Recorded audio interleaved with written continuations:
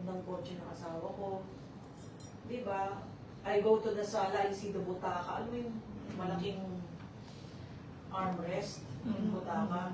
Every time I see that, I remember. Sabi ko parang, hindi ko pa, not naman that I'm in denial, pero,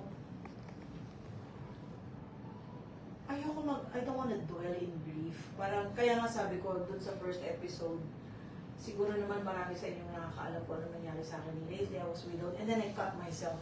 But let's not even go there. Let's turn whatever is negative to positive. Let's turn whatever is sad to happy. Kasi, I don't intend to make my viewers sad. Parang, if ever they shed a tear, because nakarelate sila sa mga sinasabi namin, it's unintentional. I mean, I have no plans to make them cry. We're just being us. Like now, I'm being me. Kung napaluha ako, napaluha ko kayo, hindi ko sinasadya. I'm just being me. So, parang kilala ko yung sarili ko na hindi pa ako handa to go back. Kasi parang, nung isang beses na bumalik ako na nakita ko yung room, talagang iyak ako ng iyak, totally devastated yung change topic na lang. Yes. Ako. Last question po. Kasi na-mention nyo na may show kayo sa ABS on September. In September.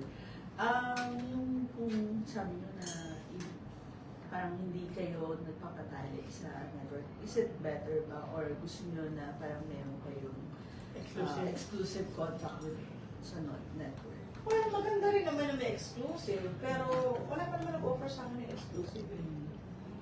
I mean, Channel 2 never offered me an exclusive contract, neither did Channel 7. So ako naman, I'm happy with that. Kasi it gives you more leeway. Diba? Kasi how many soaps can you do in a year? Diba? Parang if you finish one, you can't expect another one right away in the same channel. Diba? But if you're freelance, you can go from TV station to TV station. And mas marami kang, you have more room for, well, opportunities. Kasi you get to work with more actors. Kasi kung nakatali ka, yun lang mga artista na mga katrabaho mo. Pero gaya yan, I've worked with Channel 2, I've worked with the actors of Channel 2, the directors of Channel 2, I've worked with Channel 7, I worked with the actors of Channel 7, the directors of Channel 7. So maganda yung marami kang nakakasalamuhang tao, marami kang natututunan sa kanila. Maganda naman na may mga variety rin. Diba? Miss D, what if yung show mo sa, ano lang to, parang joke. Paano yung pag yung show mo sa ABS, kasama mo pala si Jane Delay, si Alexa Miro, ano magiging reaction? Wala naman siyang dimension eh. Hindi, kasi nga, doon nga kinoconnect sa kanya. Diba? Wala naman ako sinabi about them. Well, kung ngayon ba, makasama ko silang dalawa at the same time, kung sino man yung nag-post ng picture nila, dititingnan ko, ano nga ba dyan ang eksakto? Ano yung makikita? Kasi hindi naman ako nag-compare. Yes, sila. diba? Kinoconnect ka lang dun sa Then, naalala lang yung quote niya no? Kumbaga ngayon, na patunayan na tama yung sabi ni Miss D before, na parang pareho na ng itsura ang mga celebrity. Actually, is Alexa Miro an actress? Yes. Actress. No, sorry, hindi ko talaga Medyo, met her at all. medyo bago pa siya. Bago. Ang alam ko lang, Jane De Leon is Darna, but I've Yes. never seen her, I've never worked with her, I've never come across her, nothing. And if I see her, Kebs, wala naman sinabi masama tungkol sa kanya. So, Did I say anything bad? Putting words na Oo. minention talaga ng Wala. wala. kinoconnect ka lang. And with that, my God, it's parang ano tayo, House of D ng 3 episodes. Ganda-gandang episode. Yes.